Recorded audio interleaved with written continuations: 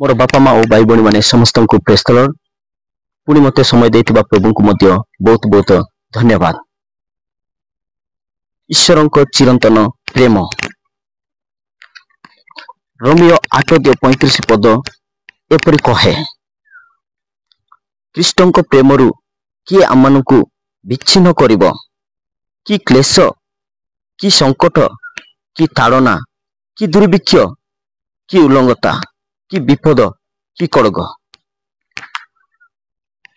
ए पृथ्वीर कौन सी विषय ख्रीष्टन को प्रेमरु आमनकु विच्छिन्न करि परिबो नाही।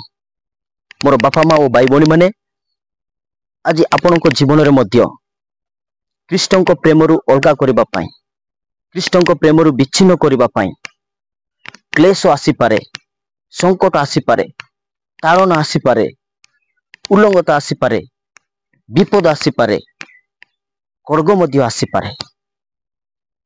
किंतु आपण भय करंतुनी, ए सबु जेमिति आसीबो सेमति ही पड़ेइबो।